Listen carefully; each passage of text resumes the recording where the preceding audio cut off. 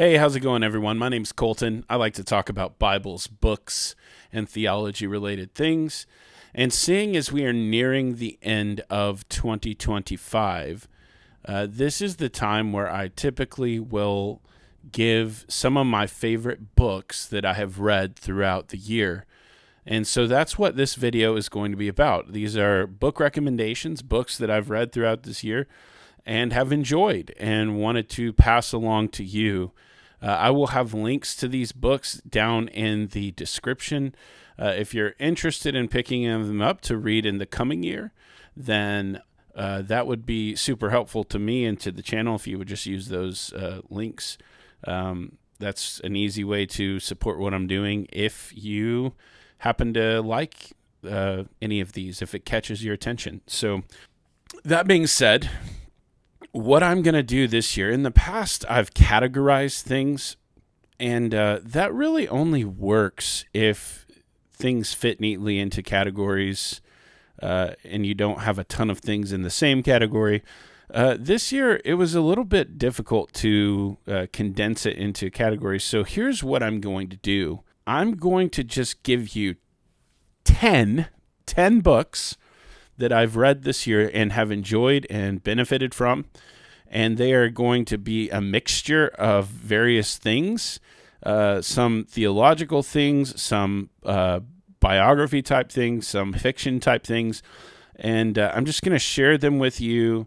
They're not really in any particular order. I am choosing not to rank them on purpose. This is a simple 10 books that I read in 2025 that I recommend to you to check out. So let's get started with that. I fix my eyes on Christ.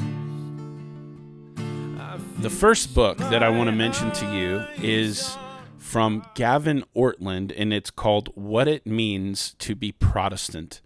This book was extremely helpful to me, and I think it will be to you, especially if you are a Protestant Christian. And even if you're not, I encourage you to read it, where Gavin dives into some of the historical things behind Protestantism and on into the early church, before the Reformation and stuff like that. And it's very accessible. It's not a long read, and I think Gavin did such a good job of making a case for why he is Protestant. And I really enjoyed it. I think you will too.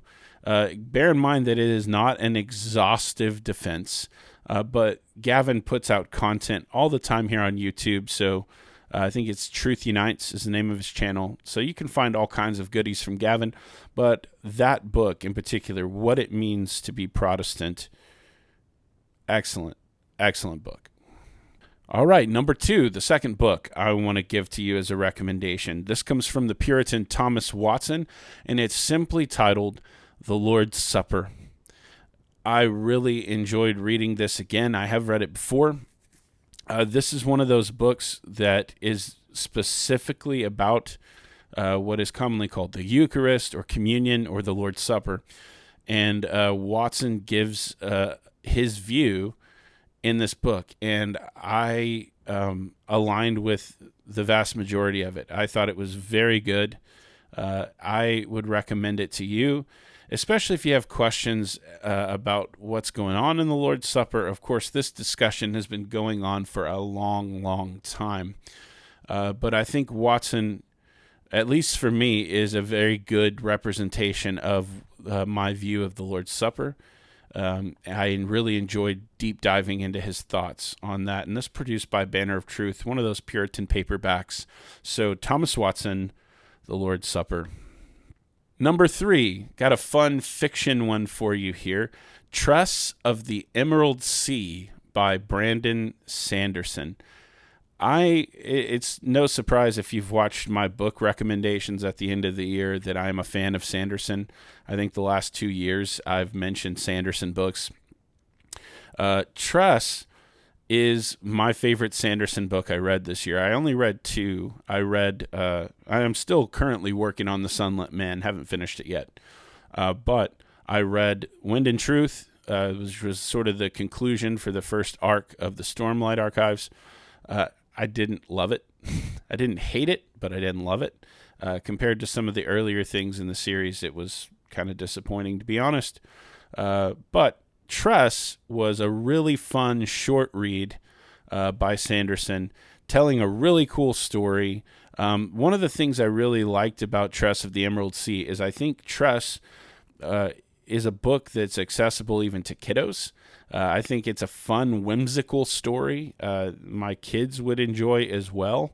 So it's just really good. It's a story about love and longing, and basically a girl whose love gets taken away, and she's on a quest to try and go find him.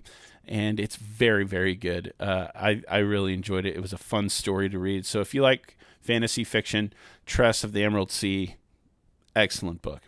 Coming in at number 4, this is a biographical work that I enjoyed this year, and it's called Doc Holliday, The Life and Legend by Gary L. Roberts.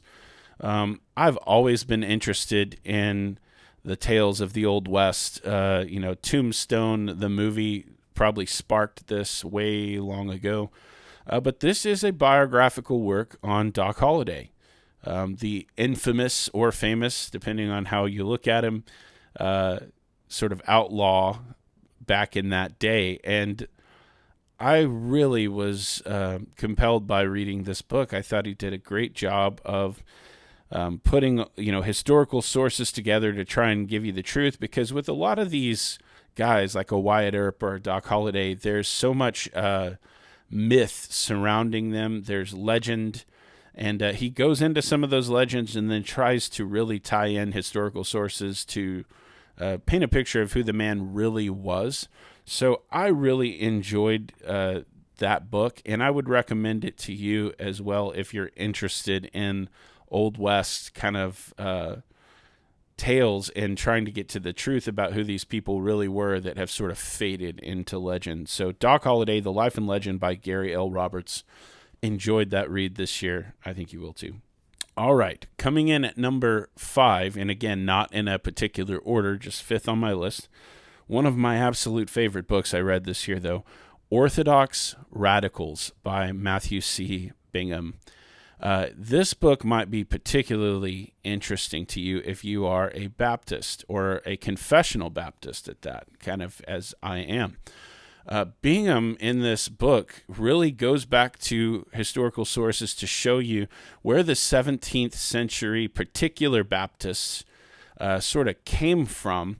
And he actually argues that particular Baptist is not really even the best title to use, or nor is Baptist.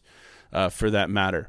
But Bingham really shows you in this book how these people in this time period came out of, or were really technically still a part of, the congregational way, congregationalism, or independent churches. And so he really shows some of the connections between Baptists like Henry Jesse and William Kiffin, alongside some of the connections they had to their other congregational brothers who were not Baptistic, like Thomas Goodwin. And he shows so many very helpful, cool things about how this came to be, that essentially these Baptists were just Congregationalists that had Baptistic convictions, and how they flowed from that. And the historical work done here is just excellent. So many people really try to attack Baptists, especially in the Reformed camp, and try and really put them down as if they have no heritage there. But I think Bingham really does a good job of showing that's just not the case. So highly recommend Orthodox Radicals by Matthew C. Bingham. Next on the list is another book by Matthew C. Bingham. If you can't tell, I really enjoyed this man's writing. He wrote a book that came out, I think it came out this year. I could be wrong, but I think it was this year, called A Heart Aflame for God. And this is a book about spiritual formation from a Protestant perspective. The idea of how do we as Protestants continue in spiritual formation there's a lot of questions about Protestantism that need to be answered. And one of those questions is, do Protestants have a heritage that goes deeper than some of the sort of commercial, mega churchy type practices today? And Bingham really shows you how the early modern Protestants went about their lives in these practices of spiritual formation and what they did to just continue to be formed into the image of Christ. And I really think this book was incredibly helpful. Highly recommend it to you. Matthew Bingham, A Heart Aflame for God. Number 7 on my list is a book called The Anxious Generation by Jonathan Haidt. This book is not a Christian book, and by the way, nor was Doc Holliday or Tress. This book is a nonfiction work that explores sort of what's going on with the generation that has come up, Gen Z, and whatever the one is now, whatever it's called now, and even some of the earlier year millennials that sort of came up with the internet and social media and how that is affecting mental health and lots of things with regard to that. And I just found it really fascinating, really interesting. It definitely reinforced some beliefs I already had about not wanting my kids to have social media accounts until they're adults. And I know that might sound extreme, but I'm telling you, this book really opens some doors so that we can peek through and see what's been going on with this generation that's come up with the internet and social media and how it's affecting them mentally. Again, not a Christian book, so it's not an endorsement of everything that's said in the book. Not that that's even true of some supposedly Christian books. It's just, I enjoyed this. I thought it was informative, and I think that you will enjoy it as well if you're interested in that topic and sort of want to get a hold of what's going on in this internet age. So, The Anxious Generation by Jonathan Haidt. Coming in at number 8 on my list, The Sermons of the Great Ejection, produced by Banner of Truth. This is a Puritan paperback. This has various sermons from various Puritans during the period of the Great Ejection. It really shows the heart behind these ministers and their farewell sermons and what they were leaving their people with after they were being removed from their churches. It's absolutely incredible stuff. Helpful to see how these men dealt with the government sort of imposing things upon them. And as typical with a lot of these Puritan sermons, just rich, Christ-honoring, Christ-exalting stuff. And I really enjoyed reading through it, and I recommend it to you. Sermons of the Great Ejection by Banner of Truth. Number 9 on my list, which this one might as well be number 1, honestly, if we're ranking them in order of just how effective they were to me. The Marrow of True Justification by Benjamin Keach. Benjamin Keach was a 17th century particular Baptist and or Baptistic Congregationalist, according to Bingham. And The Marrow of True Justification actually, and also has something, I think it's justification apart from works or something like that. It's kind of 2 parts. It's a quick read. There's sermons, but man, they're so good at diving deep into the doctrine of justification and what it means to be made right with God, what it means in light of Christ's righteousness being imputed to us. There's a lot of discussion online right now about sort of what justification is. There's some other frames of thought that are coming into the picture. Richard Baxter's view is sort of resurfaced and being discussed and dealt with, and I've read some of his views on that as well this year.